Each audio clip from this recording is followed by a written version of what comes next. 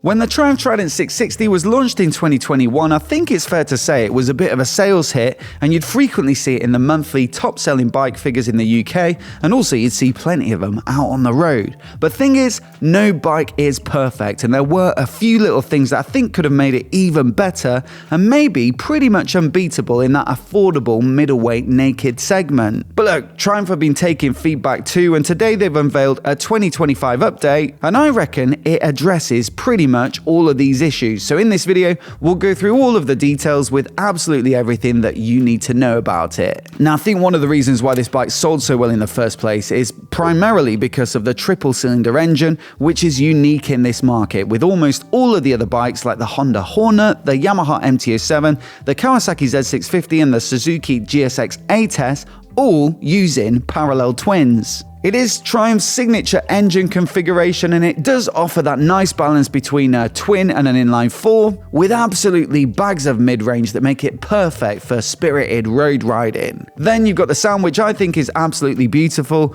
and the character and feel of it gives you some of the sensation of riding one of their more premium sporty nakeds like a Street Triple. Now, apart from being Euro 5 Plus compliant to meet the latest emissions regulations, I don't see any big changes here, so peak power is still 81 horsepower, peak torque is around the 64 Nm mark. But in my opinion, this was already one of the standout features of the bike. It was competitive on performance as well, and so I don't really see any need for a major update. The only real criticism I'd have in this area is with regards to the throttle response, which did feel a bit docile, and that's understandable in the rain mode where it's meant to be quite relaxed, but even in the road mode where it's meant to be a bit of an all-rounder, it just had this delay that made it feel a touch unsatisfying. Naturally, with a bike of this stature and price point, it's going to appeal somewhat to newer riders, but it feels like maybe Triumph catered too heavily for that audience by being a bit too cautious with the way that the throttle delivered its power. And look, the fix seems kind of simple, because if they offered it with a sport mode that was more direct in the way it delivered the power,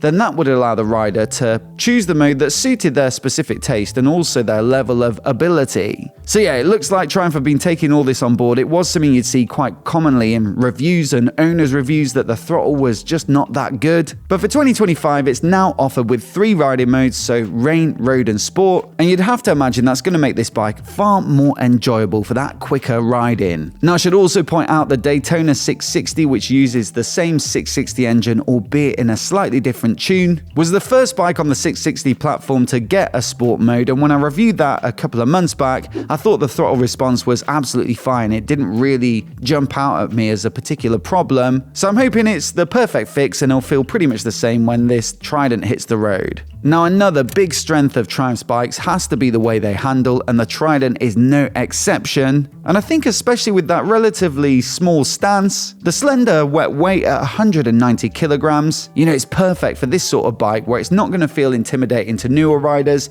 but also more experienced riders can take advantage of that lightness and nimbleness when it comes to the more engaging side of riding. The steel frame looks to be the same, the swing arm looks to be the same year on year, and also the brakes. And while they are 2 pistons, so they might not look particularly high in spec, they're from Nissin, I will say they do the job quite nicely out on the road, and they feel like there's a decent amount of power. So yeah, I'd expect this bike to handle in a very similar way to the previous generation, and in my experience that's a good thing to carry over. But there has been a little bit of a tweak to the suspension. Now, it is from Showa again, with the non-adjustable upside down fork up front, the preload adjustable shock at the rear, and like I say, while I think this bike does handle quite nicely, one of the criticisms of the previous generation from reading owners' reviews and speaking to people who own the bike at shows and things like that was the fact that some people did find it a little bit too harsh. Personally, I didn't mind it. I think I prioritized sportiness over comfort on a bike like this, and I should say I actually owned one for a year and really enjoyed it. The only reason I sold it was because I just had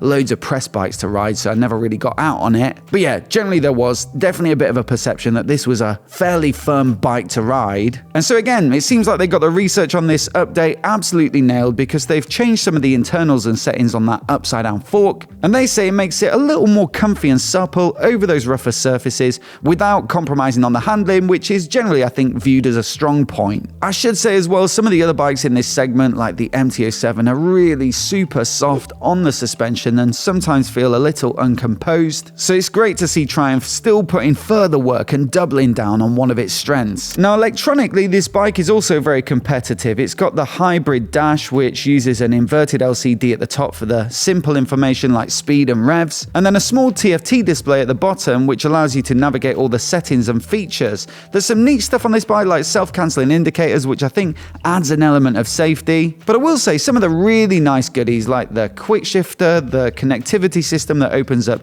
calls, media, messaging, turn-by-turn nav, well, those were accessories, and so you'd have to pay for them and also have to pay to get them fitted. I think that means that while the original starting price did look really good, by the time you've added some of the little trick bits to it and some of the features that maybe made this bike look tempting versus the competition, it did start to push the price up quite a bit, at least by a few £100, or if you really went to town, then you were looking at over £1,000. So yeah, very impressive I think for 2025 is the fact that they've decided to add both the quick shifter and the connectivity system as standard, which I think suits the playfulness of the engine and the mildly sporty character of the bike, but also you've got that integration with your phone now and a Bluetooth headset so you can control everything through the dash and switch gear. Now at this point I should add a massive thanks to today's video sponsor, and that's Cardo, who in my opinion make the best headsets in the business. A good headset is essential for making the most of some of these connectivity features, but also for chatting to your mates when you're out on a group ride,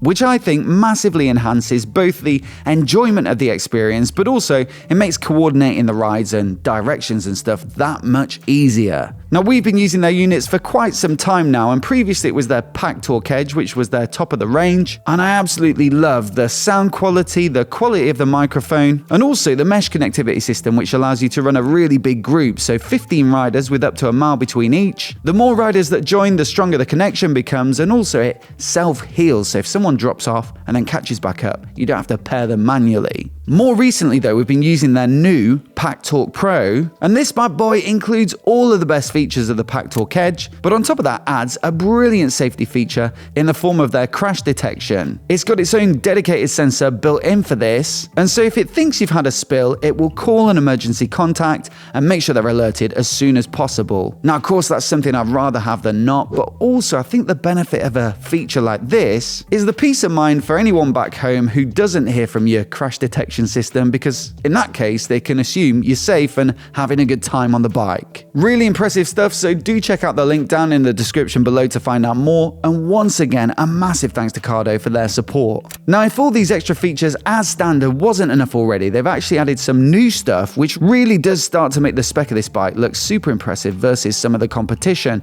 One thing they've added is an ambient temperature sensor, which isn't particularly difficult in terms of the tech I guess, but super useful if you like to use this bike to commute and ride year round, because you just get that little reminder on your dash that the morning you're riding on might be particularly cold, and so you might want to be a little bit more careful when you're out on the road. On top of that though, they've now added an inertial measurement unit, which means that lean angles are fed into the electronics of the bike, and so that now means that traction control and ABS are both cornering sensitive. The idea with this is they intervene more appropriately when the bike's banked over, so they might be a bit keener for example, and while you might not necessarily feel the benefits of this when you're out on the bike all the time, if it does kick in and save you that one instance where you really needed it, then you'll certainly be glad of this upgrade. But I think the biggest one for me is the fact that they've now added cruise control to the Trident 660 for 2025. It's something that I wish more bikes had. Most of them have ride-by-wire throttles now, but I guess at this price-sensitive end of the market, it's a feature that most manufacturers have decided to omit, maybe to keep the cost down, but also to keep a point of differentiation between the mid-tier bikes and perhaps some of their more expensive models. Now granted, this is only a single button system, so you just get to the speed you want and then press and it'll keep that speed. You can't nudge it up and down with some extra buttons or hit resume or anything like that. But given that this bike is really aggressively priced, I think they can be forgiven for that. that. And it's just another handy little tool that's going to take the sting out of some of those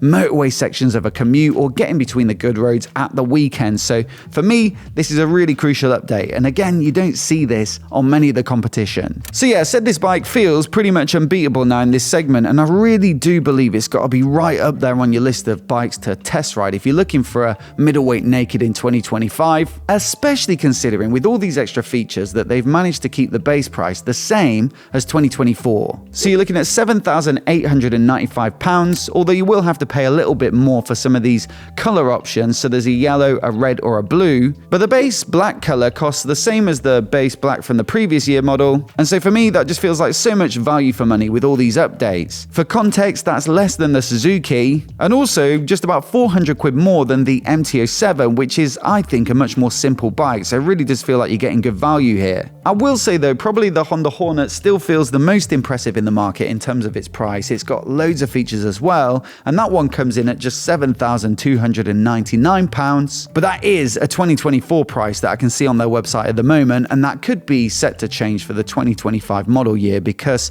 pretty much all bikes are creeping up year on year. As always though, I'd love to know what you think of this update, so do let me know down in the comments below and which bike you go for out of the ones that I just mentioned. I'll also leave my full review of the Trident on the screen now of the previous generation anyway, so you can give it a click and give it a watch in case you haven't already. It's got mainly the same fundamentals as this 2025 bike. Do hit subscribe as well if you want to see more of the latest motorcycle news like this right here on MOTOBOB. And massive thanks for watching today, and we'll see you in the next video.